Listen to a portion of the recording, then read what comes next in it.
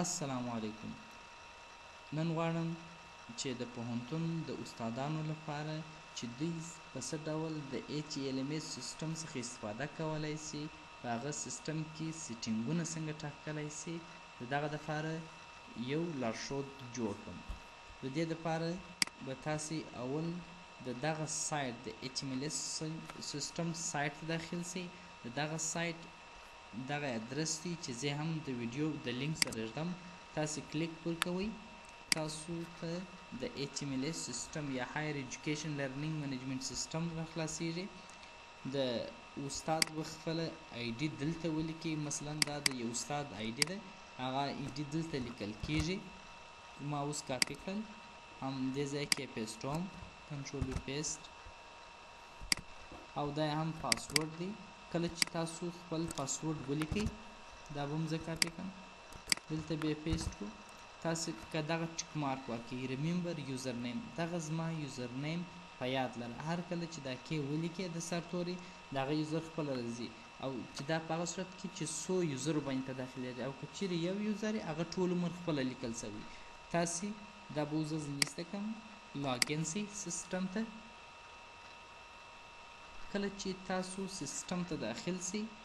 تاسو ته تر هغه ساعته پورې د دغه سیسټم څخه نور مخته نسئ تللی تر څو تاسې خپل پاسورډ تغیر نه کړئ. نو د ټولو مخکې څخه باید تاسې اول خپل پاسورډ تغیر کړئ. ستاسې پاسورډ باید تر 8 توري کم نه وي. په دغه 8 توري کې باید تاسې غټۍ ویسئ،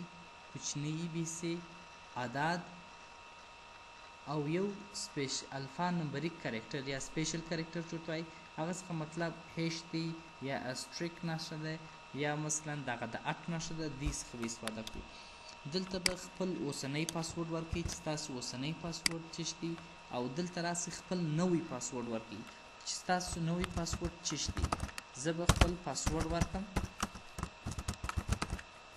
وبخښئ.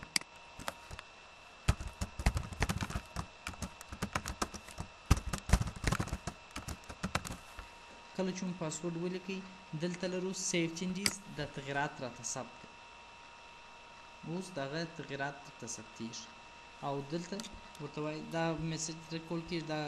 تاسو ته د زما د براوسر د خوا راکول کېږي، ستاسو په کمپیوټر کې شاید نه وي. وایي دغه پاسورډ درته اپډیټ کړم که یا ورته نو تھینکس ویلي. دی تاته وایي وایي پاسورډ هز بین چینج، ستا پاسورډ چینج شو، کنټینیو مخته ولاړ سه. کله چې تاسو مخته ولاړ سئ، دغه استاد چې د کوم ډپارټمنټ استاد دی، لومړی دا خو اول د واره دغه د ډیشبورډ په اړه تاسو ته معلومات راکوي، هغه ټول دی، ورته اینډ فایل ته ورسو، ما ته میسجونه مه راکوه. دا هغه مضامین دي چې دغه استاد په دغه مضامینو کې یا په دغه صنفو کې دی درس ورکوي، هغه دلته ورته معلومیږي. چې مثلا په دې ځای کې اول خو دلته تاسو ته یو ټرینینګ پروت دی د استاد لپاره چې دا په دري ژبه دی، ولې البته په دې کې فقط دونه شته چې تاسې څنګه کولی سئ د دغه سیسټم څخه استفاده وکړئ. نور د سیټینګ په اړه معلومات نشته چې هغه سیټینګ په اړه معلومات په دغه ویډیو کې تاسو تعقیبولی سئ. نو دلته که تاسو ګورئ دغه درې مضامینه چې دغه استاد یې تدریسي، هغه په دې ځای کې ستا د فلوید میکانیکس د انجینري پوهنځي. نو په دې ځای کې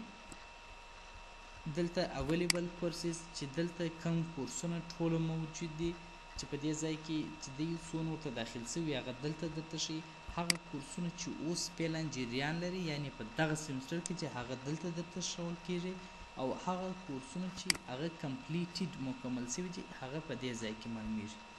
که تاسې کورسز ته راسئ، په دې کورس کې تاسې اول لرئ فلوید میکانیکس. پر فلوید میکانیکس باندې تاسې کلیک کوئ، نو تاسې مکمل و دغه سیمسټر چې دی هغه ته تاسې داخلیږئ. دلته دغه د فلوید میکانیکس مضمون ته را داخلیږو. په دې ځای کې که اوس چیرې استاد وغواړي خپل کم موضوع پورته کړي، په دا ځای کې اناونسمنټ باندې کلیک کړئ.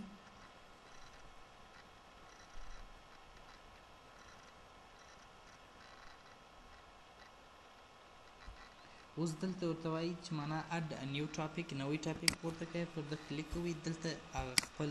عنوان ورته لیکئ چې دا موضوع څه شی ده، یعنی دغه پریزنټیشن اوس پورته کیږي، یا مثلا دا کتاب پورته کیږي، یا دا ویډیو پورته کیږي. دا د کوم موضوع مطابق ده. دلته هغه خپل میسج لیکل کیږي، دا دواړه خامخا باید ولیکل سي، که ونه لیکل سي دی مخ ته نه ځي. نو دا تاسو کولی سئ چې مثلا که چیرې اوس پریزنټیشن ویډیو دا در سره پرتی پر ده کلیک کوئ،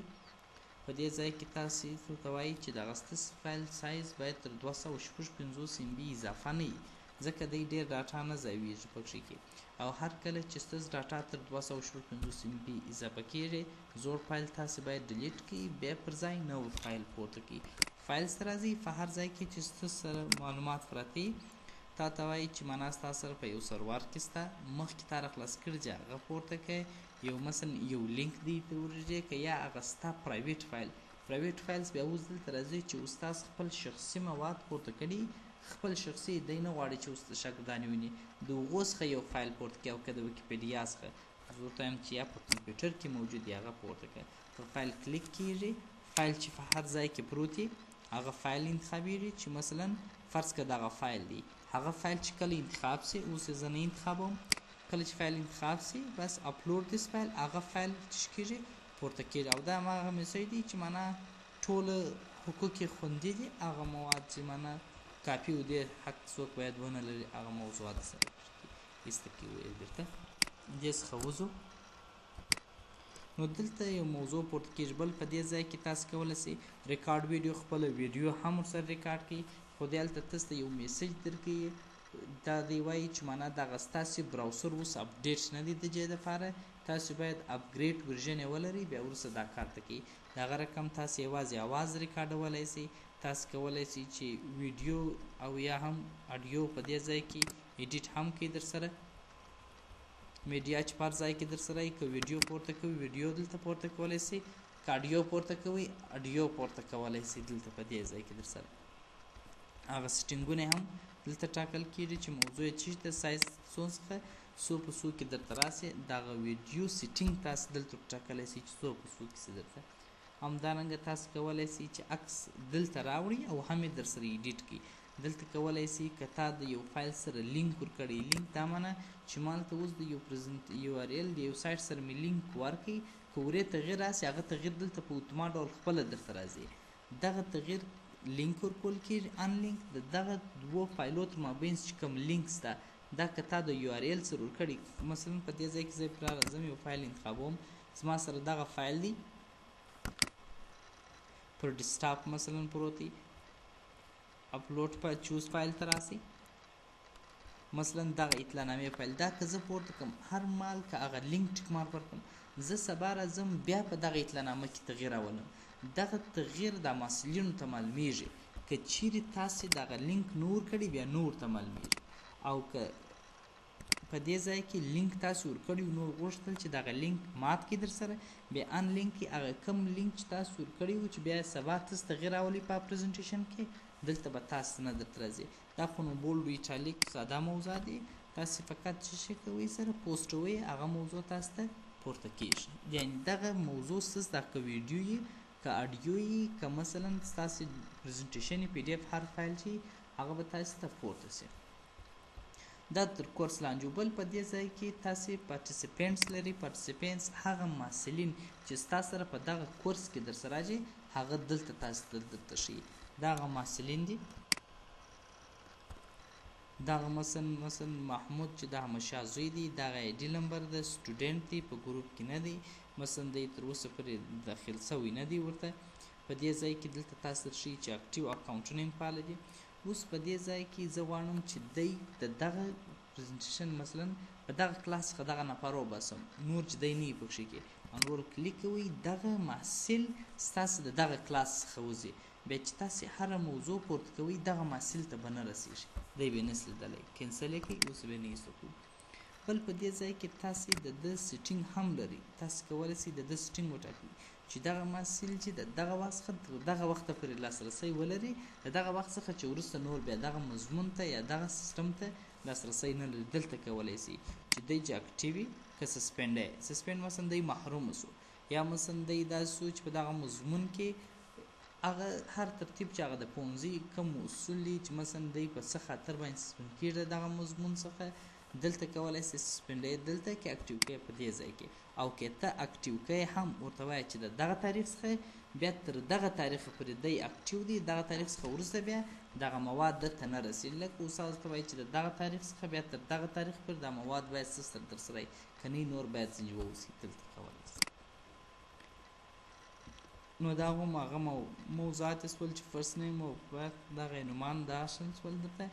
او په دې ځای کې دورې خو نو نسته کمپني ګریډز که دا هغه نمرې وشان محصلین وړي هغه نمرې دلته استاد کتلی سي دا هم ډیشبورډ دی چې هغه دی خپل موضوعات سره داخلیږي چې هغه کورسونه و دا ورسره بل په دې ځای کې دغه که تاسو پر دغه کمان باندې کلیک وکړئ دغه صفحه غټه درته ښکاره کېږي او که دغه کېږي مینیمایز دغه صفحه میکزمایز ول دا مینیمایز ول درته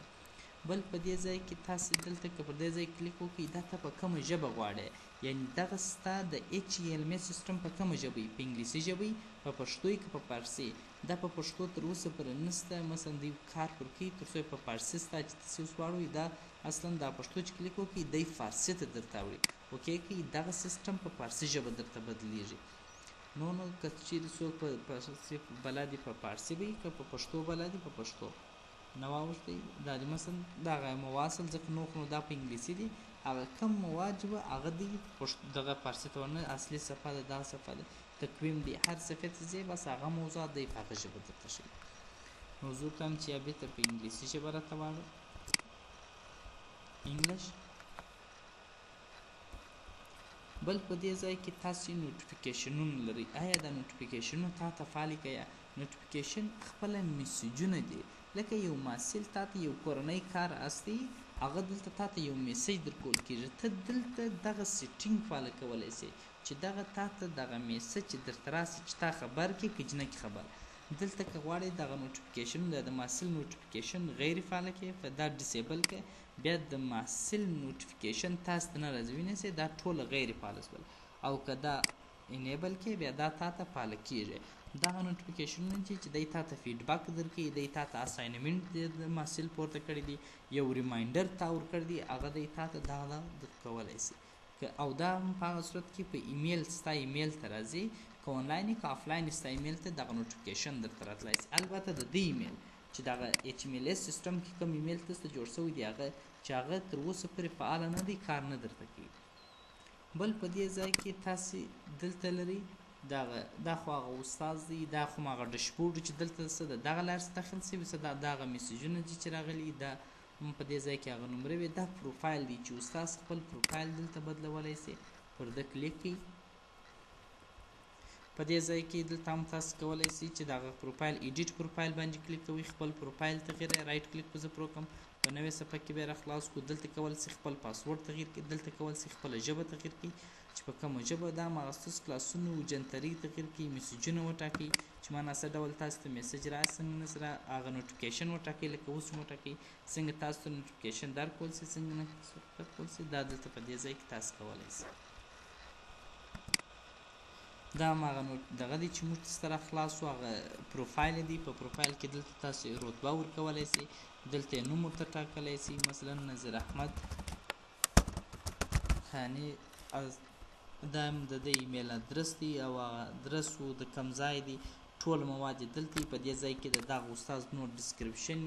د ویډیو یې هر مواد نه یا د ده سوي ایښول کېږي یا د ده خلص سوانح دلته ایښول کېږي کولی سي دلته کولی سي خپل د یوزر پیکچر پورته کړي ځینې محصلین داسې چې استاد په نامه نه پېژني مګر د استاد تصویر ته چې وګوري ټول یې پېژني یا مثلا د پوهنتون رئیس چې کله یې ګوري مثلا هغه استاد کیدای سي مثلا په نامه نه وپېژني ځکه استادان بیخي ډېر په پوهنتون کې 500 400 300 استادان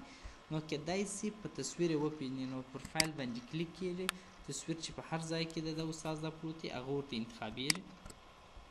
فایل ته راسه ورته ماته فایل کلیک کړئ در سره چې دی اوس سره خلاص یې کړه ځکه دا هم وخت غواړي سر اډ او په دې ځای کې ورته وایي ته زما سره په کمپیوټر کې را سره دی چوز یې کړه مثلا ډیسکټاپ ته راسه ډي ډرایو ته راسه په دې ځای کې وګورئ چې په هر ځای کې څه سره عکس در سره وي ما سره انشاءالله الرحمن مثلا د انجینر صاحب محترم عکس دی هغه مې ور اپلوډ کړي درته هم اپلوډ دیس فایل دا پورته کړه. دغه فایل تاسو ته د ده په پروفایل باندې درته ثبتېږي چې د ده پروفایل ګرځي درته په دغه ځای باندې به پروفایل سي.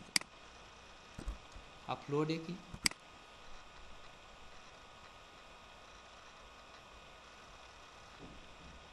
دا د ده پروفایل دی چې دلته تاسو ته راغلی درته ښکاره کېږي. بل که تاسې په دې ځای کې وګورئ دلته یو شی و پرایویټ فایلز. پرایویټ فایل دا دی چې استاد خپل شخصي معلومات دلته ایږدي چې دی یو ځای سفر کوي د ده سره شی په فلش کې دی نه وړي. نو مثلا ډېر استادانو ته وړاندیز هم دا دی چې استادان باید یا خپل پاسپورټ خپل خلص سواني تذکره ډیپلوم ترانسکریپټ دا باید ټول سکیني او د ده سره په کمپیوټر کې دلته ورسره یي. پر فایل باندې کلیک کوئ مثلا دلته راځي ورته ته دغه فایل اضافه کړئ. هر ځای کې چې هغه ستا سره فایل در سره یي اپلوډ فایل ته راسه هغه ستا کوم معلومات دي هغه ته دلته ایښولی سي. چوز فایل ته راځئ چې په هر ځای کې پرته وي. مثلا فرض کړه دا کورس پالیسي ده یا مثلا تحقیق دی دا بل څوک نه ویني دا یوازې هم ستاسې سره وي. مثلا فرض کړه دا د استاد مثلا خلصواني زه دلته ایږدم اوکې که دا نور څوک نه ویني اپلوډ فایل دا یوازې په دا پرایویټ فایلز کې ایښول کېږي. دا نه لکه څوک چې ګوګل ډرایو لري یا سکای ډرایو لري په هغه کې معلومات ثبتوي دلته هم تاسو کولی سئ در سره ثبت کړئ. کله چې تاسې خپل موضوعات پورته کړئ محصل کوم نوټیفیکیشن شان درته رسولی وو که غواړئ چې اوس نور د خپلې آی ډي څخه نه ساین اوټ سئ په دې ځای کې تاسو لرئ لاګ اوټ. تاسې د خپلې آی ډي څخه وځئ. نو ګرانو استادانو خدای دې وکړي چې یو څه اخذ مو ځینې کړی وي. که چیرې که مشکل وي هیله ده چې په کمنټ کې راته ولیکئ. د الله په امان.